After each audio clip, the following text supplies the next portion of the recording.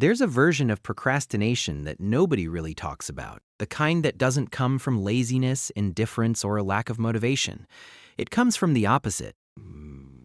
It comes from caring so deeply about something that the thought of beginning it feels almost unbearable.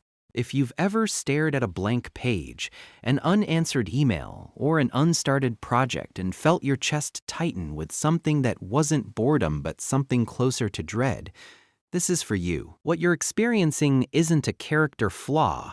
It's a psychological pattern rooted in emotional intensity. And once you understand it, it starts to make a profound kind of sense. Most conventional wisdom around procrastination frames it as a time management problem. We're told to break tasks into smaller steps, set timers, use reward systems. And while those tools can be useful, they completely miss the point for a certain kind of person. The high-achieving, deeply feeling individual who doesn't procrastinate on things they don't care about, only on the things that matter most. The school assignment that means nothing gets done immediately. The passion project that defines their sense of self sits untouched for weeks. This is not a coincidence. This is a pattern, and it has a name: high-stakes avoidance. Heart of this pattern is a deeply human fear, the fear of discovering that your best isn't good enough. When something matters to you enormously, it becomes a mirror. If you try and it doesn't go well, the failure feels like a verdict on who you are, not just what you did. So the mind, in its protective wisdom, finds a way to keep you safe. It doesn't tell you, "I'm afraid." It tells you, "I'll start tomorrow."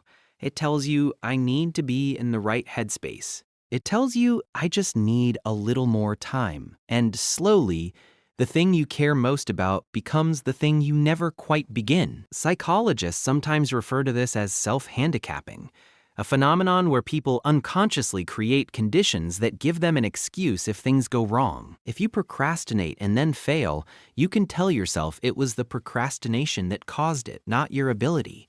The task never got a fair shot. And in a painful, counterintuitive way, this feels safer than trying your absolute hardest and still falling short.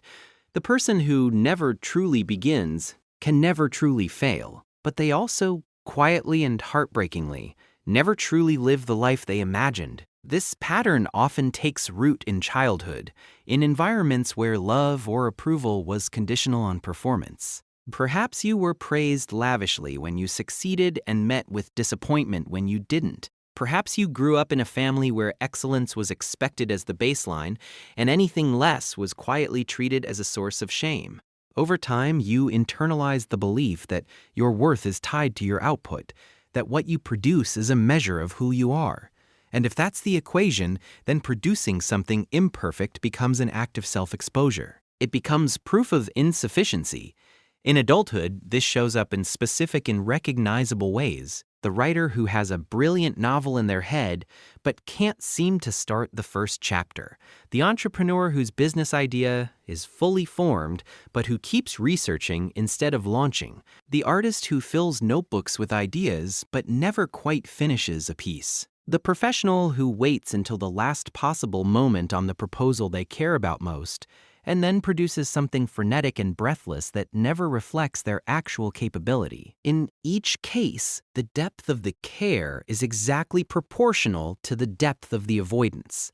Love and fear have become tangled together. What makes this particularly painful is that to outside observers, and often to the person themselves, it looks like not caring enough.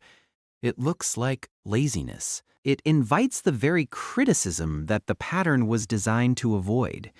People who love you wonder why you're not working on the thing you claim to love. You wonder the same thing, alone at night, scrolling your phone instead of doing the work, feeling a low hum of shame that you've learned to live with but never quite silence. The inner critic doesn't say you're scared. It says you're lazy, you're undisciplined, you're wasting your potential. And that voice, though it feels authoritative, is lying to you. The emotional architecture underneath this kind of procrastination is usually a combination of perfectionism, fear of judgment, and a fragile but fiercely protected sense of identity built around potential rather than action. Potential is safe. As long as you haven't tried, you are still the person who could do anything. The moment you begin, you are no longer unlimited. You are specific, fallible, visible. And for someone who has spent years building an identity around being capable, being seen as struggling or ordinary can feel catastrophic. There's also an element of emotional perfectionism at play. The belief that you should only create when you're fully inspired, fully prepared, fully in the right emotional state. The myth of perfect conditions. Real creative and professional work, of course, doesn't wait for perfect conditions. It gets made in the messy middle, in the ordinary Tuesday afternoons, in the in-between moments when nothing feels particularly magical. But when you're waiting for the feeling to align with the stakes you've assigned to the task, you can wait forever. So, what does healing look like? It begins gently and without force, with a reframe. The work you're avoiding is not a test of your worth. It is simply the next thing you are making. It doesn't have to be perfect. It doesn't have to be perfect. It doesn't have to define you. It just has to exist. There is a concept in psychology sometimes called the good enough parent, the idea that what children need is not flawless parenting, but present, consistent, caring enough parenting. The same is true for creative and professional work. The good enough attempt, consistently made, is infinitely more powerful than the perfect attempt perpetually deferred. It also helps to gently investigate what story you're telling yourself about failure. When you imagine beginning this thing and it not going well, what happens next in your mind? Does the world end? Do people stop loving you? Do you lose your sense of self entirely? Often, when we trace the fear to its conclusion, we find that the catastrophe we've been unconsciously dreading is not as final as it felt. You can try and fall short and still be whole. You can share something imperfect and still be worthy of love. These are not just comforting words. They are the actual truth, and the work of healing is learning, slowly and with great self-compassion, to believe them. Begin badly. That's the advice that sounds wrong, but changes everything. Begin with a rough draft. Begin with a voice memo. Begin with a single sentence, a single brushstroke, a single line of code that you know you'll probably delete. Let the beginning be messy and unworthy of how much you care. Because here is what you will discover. The caring doesn't disappear when you begin. It comes with you. It shapes the work. It makes you revise and reconsider and try again. Your caring is not the obstacle. It is your greatest resource. It just needs a container, and that container is the imperfect, brave, ordinary act of starting. You are not a procrastinator. You are someone who cares enormously, who has learned to protect themselves from the pain of that caring by holding back. And that protection made sense once.